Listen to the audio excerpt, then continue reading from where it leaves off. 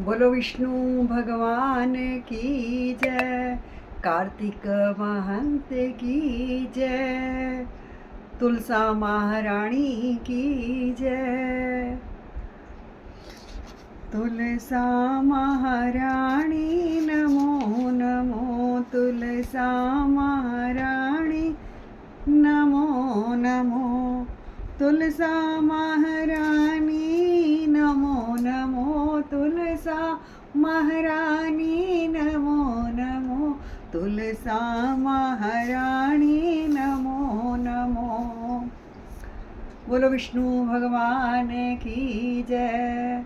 भज मन नारायण नारायण नारायण, लक्ष्मी नारायण नारायण नारायण, भज मन नारायण नारायण नारायण, अंग संग नारायण नारायण नारायण, भज मन नारायण नारायण नारायण, लक्ष्मी नारायण नारायण नारायण। बोलो विष्णु भगवान की जय, तुलसा महारानी की जय।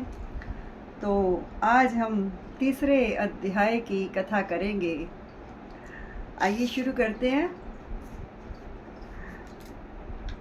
सत्यभामा बोली, हे भगवान, आप काल स्वरूप है और काल के संपूर्ण भाग समान हैं, तब फिर कार्तिक मास ही क्यों श्रेष्ठ है? हे देव, सब तिथियों में एकादशी और सब महीनों में कार्तिक का महीना ही आपको प्रिय है। श्री कृष्ण बोले, हे कांते, तुमने अच्छा प्रश्न किया। एकाग्रित होकर बेन के पुत्र पृथु और महर्षि नारद का संवाद सुनो। जिसे पहले पृथु ने नारद से पूछा, तब नारद जी ने कार्तिक मास की श्रेष्ठता कही। नारद जी बोले, पहले सागर का पुत्र शंख नामक राक्षस त्रिलोकी के मंथने में समर्थ हुआ। उसने संपूर्ण देवताओं को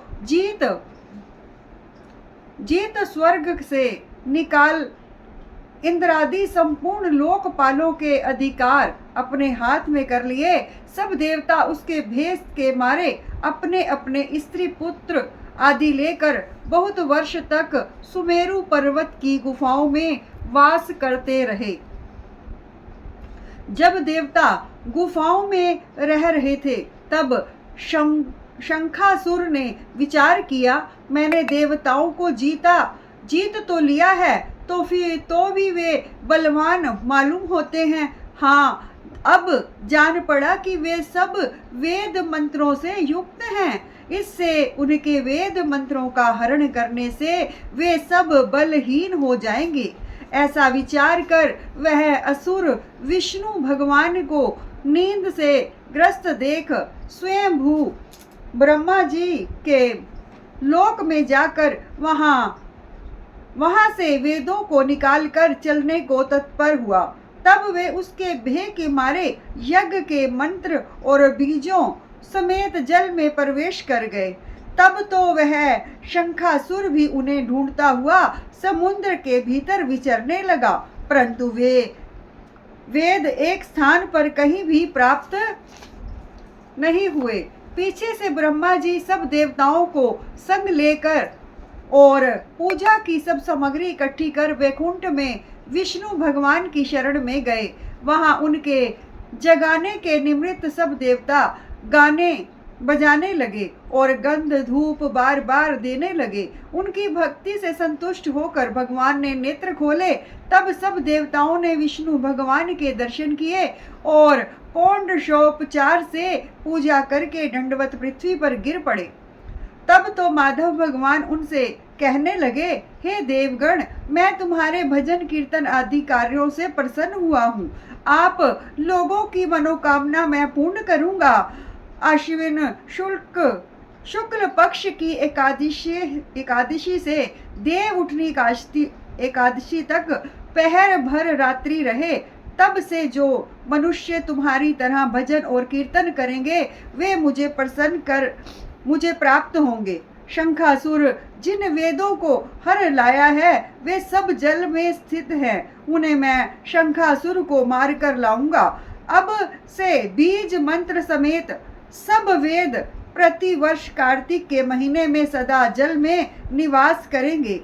मत्स्य रूप धारण कर मैं जल में जाता हूँ, तुम संपूर्ण मुनियों को लेकर संग आओ। इस लोक में जो अच्छे मनुष्य प्रातःकाल स्नान करते हैं वे निश्चय अक्षत स्नान के फल को प्राप्त होते हैं। जो कि कार्तिक में सदा व्रत करते हैं उनको हे इंद्र तुम मेरे लोक में पहुंचा दिया करो। हे यम तुम सदा उनकी विघ्नों से रक्षा करते रहो, और हे वरुण तुम उनको पुत्र पौत्र आदि देते रहो। हे कुबेर तुम उनकी धन वृद्धि करो, जिससे यह मेरा रूप धारण कर साक्षात जीवन मुक्त हो जाएं। और हे अन्य देवताओं जो जन्म से मरण तक उन बातों को धारण करते हैं वे तुम्हारे द्वारा भी पूज्य है। जैसे तुमने मुझे एकादशी को जगाया है इसलिए यह तिथि सदा मनाने योग्य है। भज मन नारायण नारायण नारायण, लक्ष्मी नारायण नारायण नारायण। भज मन नारायण नारायण नारायण, अंग संग नारायण नारायण नारायण। भज मन नारायण नारायण नारायण, अंग संग नारायण नारायण नारायण।